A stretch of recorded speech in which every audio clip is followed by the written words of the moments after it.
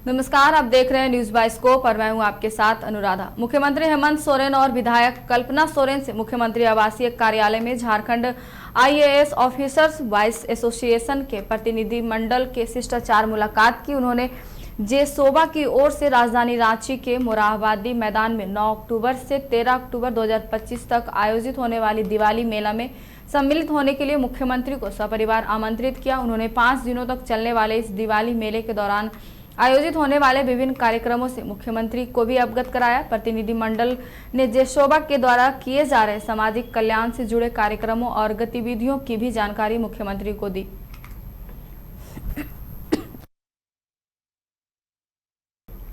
मुख्यमंत्री हेमंत सोरेन से आज हजरत रिसालदार शाह बाबा दरगाह कमेटी डोरंडा रांची के सदस्यों ने शिष्टाचार मुलाकात की।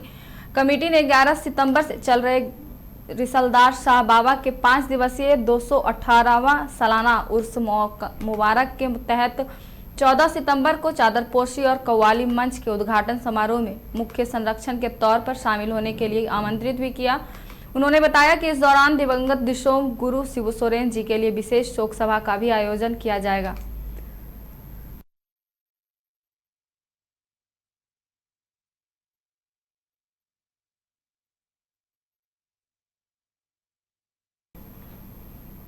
देवघर में जिला कांग्रेस कमेटी की बैठक आयोजित की गई है, जिसमें संगठन सृजन 2025 के तहत विस्तार पर चर्चा हुई। पर्यवेक्षक मलेंद्र राजा ने कहा कि राहुल गांधी के निर्देश पर संगठन को मजबूत करना है। नगर कांग्रेस कमेटी की बैठक होटल वैद्यनाथ बिहार में नगर अध्यक्ष रवि केसरी की अध्यक्षता में की गई। इस बैठक में पार्टी का नेताओं, पदाधिकारियों एवं सभी वार्ड अध्यक्षों ने देवघर का संगठन को विस्तृत करने और उसे बेहतर बनाने के लिए विस्तार से चर्चा की है।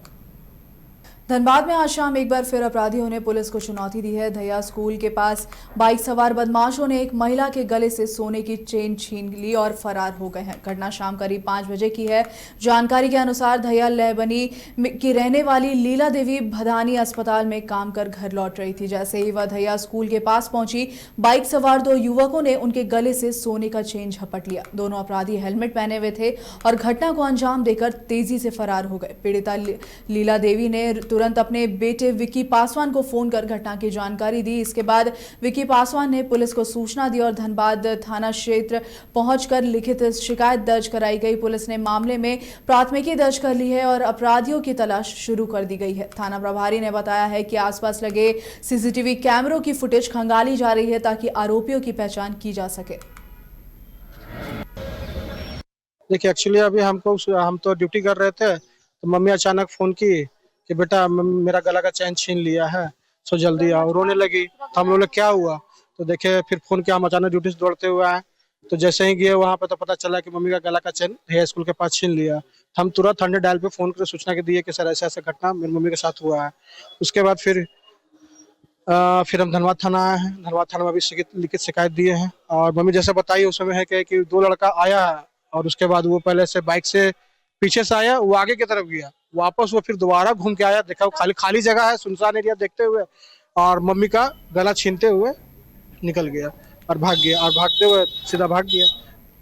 रामगढ़ जिले के वेस्ट बोकारो घाटो ओपी क्षेत्र के बड़गांव पंचायत में पिता पुत्र के बीच हुई नोकझोंक जानलेवा साबित हुई है। बंद कमरे में हुई कहासुनी के दौरान दोनों ने एक दूसरे पर प्रहार किया, जिससे 17 वर्षीय पुत्र संगीत जायसवाल की मौत हो गई है, जबकि आपको बता दें पिता टुनू जायसवाल गंभीर रूप से घायल होकर रांची रेफर किए गए हैं। घटना की सूचना पर पुलिस और फॉरेंसिक टीम मौके पर पहुंचकर जांच में जुट गई है। इस घटना से पूरे क्षेत्र में सनसनी फैल गई है।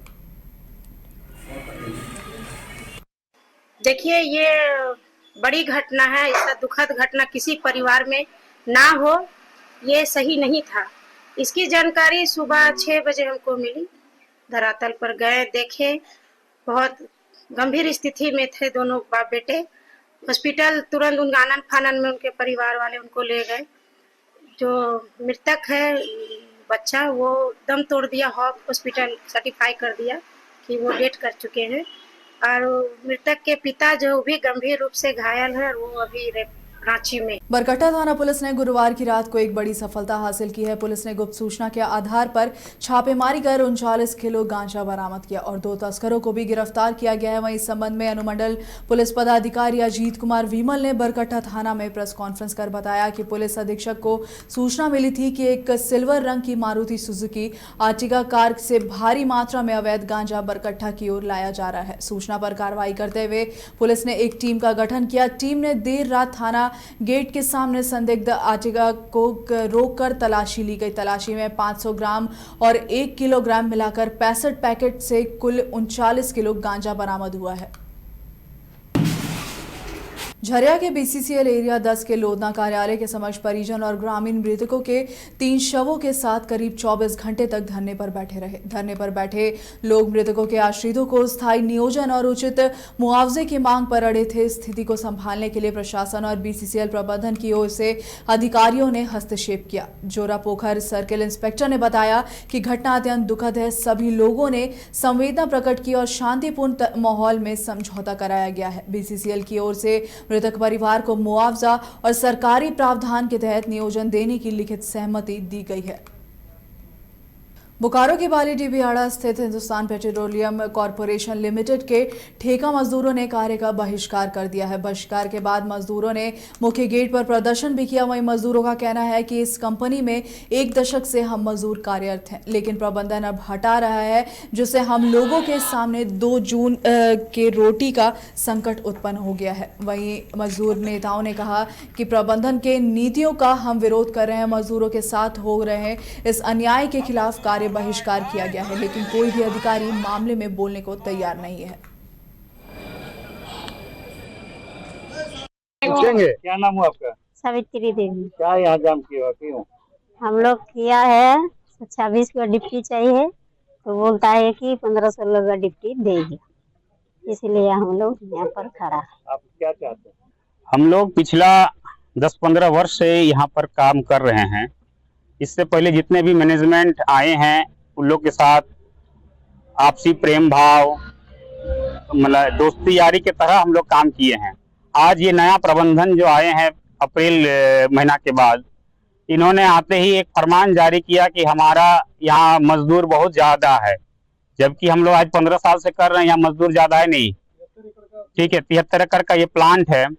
12 आदमी को अभी तत्काल आदेश जारी किया है कि निकाला जाए। हम लोग सब कॉन्ट्रैक्टर के थ्रू यहाँ पर काम करते हैं। कॉन्ट्रैक्टर को मेल किया गया है कि आपका 12 आदमी को निकाला जाए, जिसमें 5 आदमी ऑलरेडी हम लोग बाहर हैं, निकल चुके हैं, और बाकी जो आदमी काम कर रहे हैं उन लोग को कह रहा है कि 15-16 दिन ही ड्यूटी आपको करना है, और ड्यूटी का कोई समय सीमा नहीं है, ना 8 घंटा नहीं, 10 घंटा 12 घंटा आपको ड्यूटी करना है। पूछेंगे क्या नाम हुआ आपका? सावित्री देवी। सारठ विधानसभा क्षेत्र के दुमदुमी में वन पर्यावरण एवं जलवायु परिवर्तन विभाग देवघर वन प्रमंडल द्वारा 76वां नव महोत्सव मनाया गया। इस अवसर पर महोत्सव में मुख्य अतिथि के तौर पर उपस्थित सारठ विधायक उदय शंकर सिंह उर्फ चुना सिंह ने दीप प्रज्वलित एवं वृक्षारोपण कर महोत्सव का उद्घाटन किया है। साथ ही उन्होंने कहा कि वृक्ष जीवनदाता है, क्योंकि हर प्राणी को जीने के लिए ऑक्सीजन जरूरी है। ऑक्सीजन हमें वृक्षों से मिलती है, इसलिए हम सभी एक वृक्ष अवश्य लगाना चाहिए। और वहीं वन प्रमंडल पदाधिकारी अभिषेक भूषण ने वन पर्यावरण पर विस्तृत चर्चा करते हुए कहा कि पर्यावरण को स्वच्छ और संतुलित रखने के लिए वृक्ष अवश्य लगाना है। देवघर में दुर्गा पूजा, दीपावली और छठ पर्व को देखते हुए नगर निगम और पुलिस प्रशासन ने अतिक्रमण हटाओ अभियान चलाया है। टावर चौक, शीतला मंदिर चौक, आजाद चौक से लेकर भैरव बाजार तक सैकड़ों किनारे फुटपाथ पर फैले अतिक्रमण को हटाया गया। वहीं प्रशासन की कार्रवाई शुरू होते ही दुकानदार हड़बड़ाकर अपना सामान दुकान के अंदर करने लगे। वहीं फुटपाथ पर बैठे लोग भी अपना सामान हटाकर निकल गए। नगर निगम अधिकारियों ने साफ चेतावनी दी है कि अगर आगे से अतिक्रमण किया गया तो जुर्माना लगाया जाएगा। के द्वारा किया जा रहा है? ये जिला प्रशासन और नगर प्रशासन के आदेश से किया जा रहा है। ये छठ और दशहरा को देखते हुए दुकानदार के द्वारा जो सड़क को बहुत जाम कर दिया जाता है, उसको क्लियर रखा है ये पूजा में, ताकि कोई तरह का हानि ना हो। इसके लिए छठ पूजा तक ये अतिक्रमण किया जाएगा। दुकानदार कल तक 2-3 दिन से हम लोग चेतावनी दे रहे हैं, अगर अब नहीं मानेंगे तो इन पर फाइन भी किया। के द्वारा किया जा रहा है? ये जिला प्रशासन और नगर प्रशासन के आदेश से किया जा रहा है। ये छठ और दशहरा को देखते हुए दुकानदार के द्वारा जो सड़क को बहुत जाम कर दिया जाता है, उसको क्लियर रखा है ये पूजा में, ताकि कोई तरह का हानि ना हो। इसके लिए छठ पूजा तक ये अतिक्रमण किया जाएगा।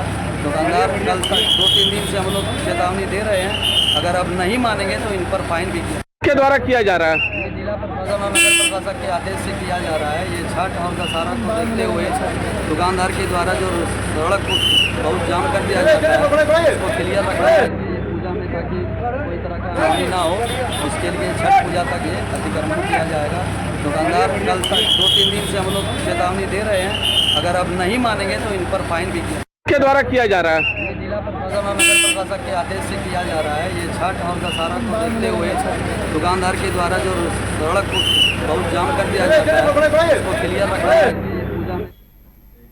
रामगढ़ जिले के वेस्ट बोकारो घाटो ओपी क्षेत्र के बड़ा गांव पंचायत में पिता पुत्र के बीच हुई नोकझोंक जानलेवा साबित हुई है। बंद कमरे में हुई कहासुनी के दौरान दोनों ने एक दूसरे पर प्रहार किया, जिसमें 17 वर्षीय पुत्र संगीत जायसवाल की मौत हो गई है, जबकि पिता टुनू जायसवाल गंभीर रूप से घायल हो गए।